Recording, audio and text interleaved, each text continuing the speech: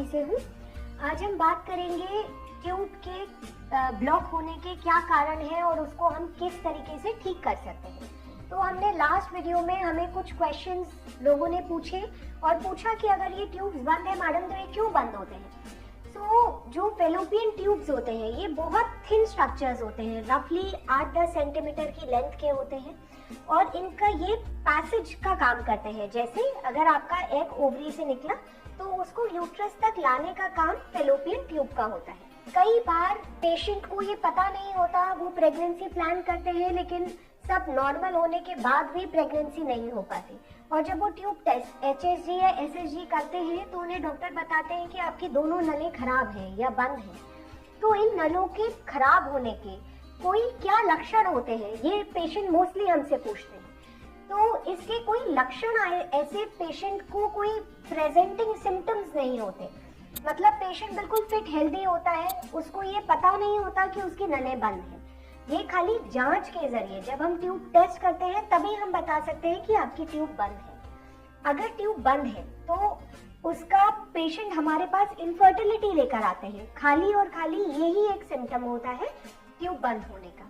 या अगर ट्यूब में कोई गंदा इन्फेक्शन है, कोई हाइड्रोसैल्पिंग्स, पायोसैल्पिंग्स, हेमाटोसैल्पिंग्स, मतलब कोई खून इकट्ठा हो रहा है, पानी इकट्ठा हो रहा है या पस इकट्ठा हो रहा है, तो उससे पेशेंट को लोअर एब्डोमिनल पेन हो सकता है, डिस्टेंशन हो सकता है, थोड़े फीलिंग ऑफ लेथार्जी, वीकनेस, मायल्जियाज, इस तरीके के सिम्टम हो सकते हैं। या कोई vaginal foul smelling discharge, intermittent bleeding, इस तरीके के सिम्टम्स हो सकते हैं।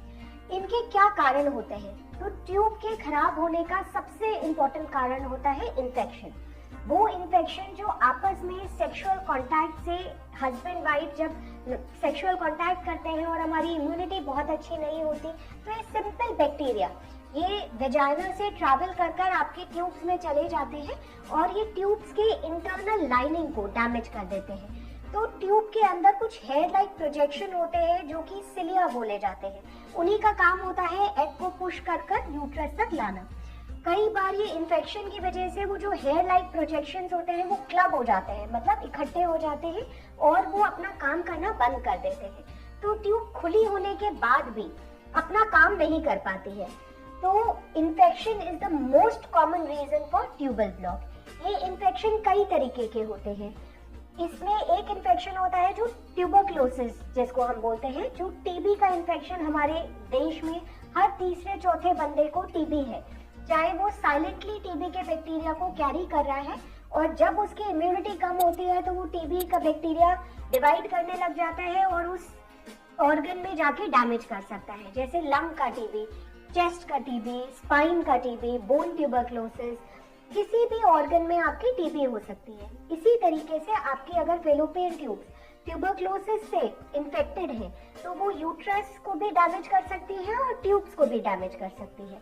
तो अगर हमारी ट्यूब बंद है तो हम जरूर एक ट्यूबरक्लोसिस का चेक करना चाहते हैं, टुकड़े की जांच लेकर उस टुकड़े को टीबी के टेस्ट के लिए रन करना चाहते हैं।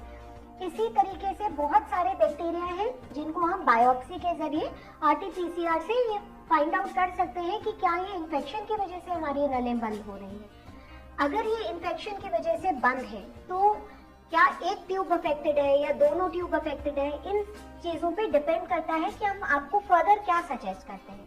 अगर आपकी ट्यूब में बहुत गंदा पानी भरा हुआ है और वो ग्रॉसली डैमेज्ड है, फैली हुई है, हाइड्रोसैल्पिंग्स है, तो ऐसी ट्यूब को क्लिप कर देना ही बेटर है। नहीं तो ये गंदा पानी धीरे धीरे बच्चेदानी में छोड़ेंगी और उससे हमारा IVF का ट्रीटमेंट भी सक्सेसफुल नहीं होगा। तो अगर कोई ट्यूब में हाइड्रोसैल्पिंग्स या पायोसैल्पिंग्स पस भरा है या पानी भरा है या खून भरा है तो उसको वो ट्यूब कम्प्लीटली डैमेज हो जाती है, वो ठीक नहीं करी जा सकती और ऐसी ट्यूब को निकाल देना या क्लिप कर देने में ही समझदारी है। अगर हमारी ट्यूब बहुत डैमेज नहीं है, उसमें इन्फेक्शन की वजह से थोड़ा बहुत एडिशन हो गया है, आपस में छोटा मोटा चिपक गई है या बच्चेदानी से चिपक गई है, तो हम लैप्रोस्कोपिकली उस ट्यूब को रिलीज कर सकते हैं और सारे टिश्यू की एडिशियोलिसिस कर कर जो एडिशंस बने हैं उनको हटाकर ट्यूब को नॉर्मल पोजीशन में ला सकते हैं और आपको एक अच्छी एंटीबायोटिक कोर्स या टीबी के लिए अगर इन्फेक्शन है तो टीबी के लिए दवाई देकर उस इन्फेक्शन को आगे फैलने से रोक सकते हैं। If our tubes are grossly damage और उनको हमें क्लिप करना पड़ रहा है, तो आगे जाकर आप प्रेग्नेंट जरूर हो सकते हैं, लेकिन आईवीएफ के जरिए, जिसमें हमारी ट्यूब बाईपास हो जाती है, जिसमें ट्यूब का काम ही नहीं होता। ऐसे केस में हम एग बनने के लिए इंजेक्शन लगाते हैं, एग को बॉडी से नीडल के जरिए निकालते हैं और बच्चा बनाकर यूट्रस के जरिए बच्चेदानी में रख देते हैं। तो हमारी ट्यूब का फंक्शन बाईपास हो जाता है, उसकी जरूरत नहीं होती। तो अगर आपको ट्यूब में इन्फेक्शन है या पानी भरा हुआ है, तो उसका क्या कारण है, इसको जरूर पता करें। अपनी बायोप्सी की रिपोर्ट जरूर कलेक्ट करें डॉक्टर से, और उसका फर्दर ट्रीटमेंट क्या होना चाहिए इसके बारे में समझें।